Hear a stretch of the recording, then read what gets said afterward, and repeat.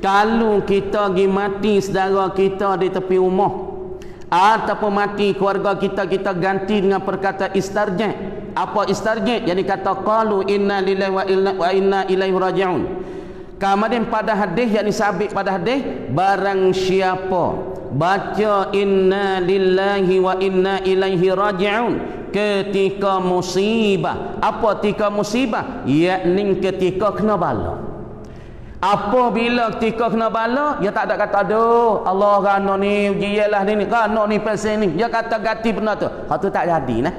Balik kau kata Allahu akbar, kalau tu be Allah tu sehingga lagi. Balik kata Allahu akbar, qalu inna lillahi wa inna ilaihi raji'un. Jadi apabila kena musibah, dia ganti dengan istarji' ataupun dengan kata qalu inna lillahi wa inna ilaihi. Dia tak ada kata aduh kok mana ni boleh jadilah ni. Dia tak kata. Dia ganti dengan qalu inna lillahi wa inna ilaihi raji'un.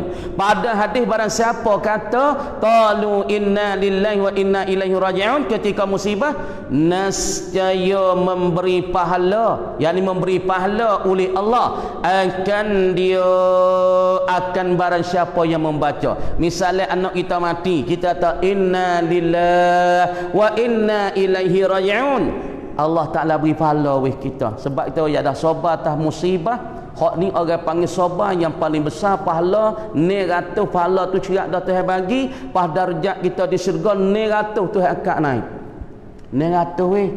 Darjat kita kena satu bala, kalau kita sabar molek, maka Tuhan saat ni tu wi pahala kita. Allahu akbar, ni ratus darjat Tuhan wi pahala. Sebab tu bagi orang faham, dia kena pahala, dia kena bala, dia sabar dia boleh pahala tu. Lepas tu nak royak kata orang kena bala supaya kita kena gapo kimani ataupun kita kena nyakit gapo, nyakit jantung. Ni sebab apa Tuhan buatlah ni? Ya sebab Tuhan nak basuh darah kita ni. Ya bukan Tuhan saja, satu Tuhan pahala. Kalau kita sabar, fasabrun jamil, isbir sabran jamila. Sabarlah engkau ya Muhammad sebagai sabar yang tercomel, sabar yang elok. Tak ada kata alhamdulillah wa gana qadar, panggil qada dan qadar Tuhan. Tuhan sudah takdir, terimalah, redalah dengan qada dan qadar. Maka kita sabar, tak ada gano ni Tuhan wakulah ni Allah sakit, tak ada ikat berhenti. Kalau kita katalah tu, makna kita dalam ujian tak boleh pahala nah. Kemudian sabar di dalam ujian, Allah Taala beri pahala. Pas satu lagi, kalau kita kena gapo nyakit darah tinggi ataupun kena nyakit ikimani, kena nyakit gapo bekak jantung, masalah bersakit jantung, sabar ni Tuhan nak basuh darah kita. Nak basuh darah kita ni sebab apa dalam darah kita ni kadang-kadang campur banyak perkara kadang-kadang campur duit haram, kadang-kadang campur benda haram, kadang-kadang campur benda rapah orang, kadang-kadang campur dengan darah benda-benda. Mana kata darah kita ni ada cuma, kemudian ada cuma Tuhan nak cuci, yakni Tuhan wi bala, Tuhan wi ujian supaya kita nak sabar, nak wi kita sabar, nak wi kita nak wi kita Tuhan. Dengan sebab Tuhan kita, Allah Taala nak keluarkan benda cuma-cuma dalam diri kita. Tuhan nak cuci darah kita ni. Tuhan nak cuci. Nak cuci orang darah kita daripada benda-benda tak molek. Nasihat yang memberi pahala akan dia barang siapa oleh Allah padanya pada musibah, ganti ia Allah, Tuhan akan ganti.